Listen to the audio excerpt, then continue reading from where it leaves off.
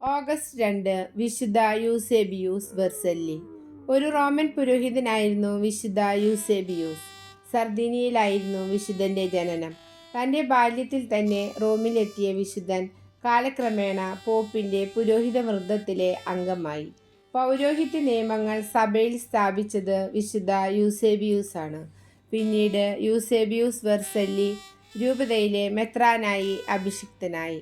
Turin, എംബ്രുൻ എന്നീ രൂപതകൾ സ്ഥാപിച്ചത് വിശുദ്ധനാണ്. വിശുദ്ധൻ മിലാൻ സൂനഹദോസിൽ പങ്കെടുത്തിട്ടുണ്ട്. ഈ സൂനഹദോസാണ് ചക്രവർത്തിയുടെ ഭീഷണിക്ക് വിധേയനായ വിശുദ്ധ അത്തനാസിയൂസിനെ സംരക്ഷിക്കുവാനുള്ള തീരുമാനമെടുത്തത്.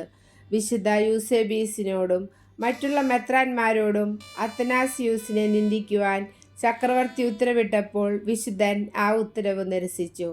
അതിനു പകരമായി വിശുദ്ധനോട് വിശ്വാസ പ്രമാണ ഉടമ്പടിയിൽ ഒപ്പിടുവാൻ ആവശ്യപ്പെട്ടുകൊണ്ട് ചക്രവർത്തി വിശുദ്ധനെ ഭീഷണിപ്പെടുത്തി.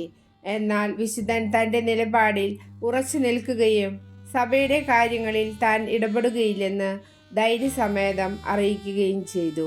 ഇതിൽ കുപിതനായ ചക്രവർത്തി യൂസേബിയൂസിനെ പലസ്തീനയിലേക്ക് നാടുകടത്തി. അവിടെ വെച്ച് അരിയൻ മതവിരുദ്ധവാദികൾ വിശുദ്ധനെ പല രീതിയിലും പീഡിപ്പിച്ചു. അവസാനം ജൂലിയൻ ചക്രവർത്തിയാണ് വിശുദ്ധനെ മോചിതനാക്കിയത്. പിന്നീട് ഇറ്റലിയിൽ മടങ്ങിയെത്തിയ വിശുദ്ധൻ പോയിട്ടിയേഴ്സിലെ വിശുദ്ധ ഹിലരിയുമായി ചേർന്ന് മിലാനിലെ അരിയൻ സിദ്ധാന്തവാദിയായ മെത്രാനെ എതിർത്തു. തൻ്റെ ജനങ്ങളുടെ ആഹ്ലാദാരവങ്ങൾക്കിടയിൽ വെർസെല്ലിയിൽ വിശുദ്ധൻ മടങ്ങിയെത്തി. അത്തനാസിയൻ പ്രമാണങ്ങളുടെ രചയിതാവ് വിശുദ്ധ യൂസേബിയൂസ് ആണെന്ന് വിശ്വസിച്ചു വരുന്നു. ആഗസ്റ്റ് 1 വിശുദ്ധൻ മരണപ്പെടുന്നത്.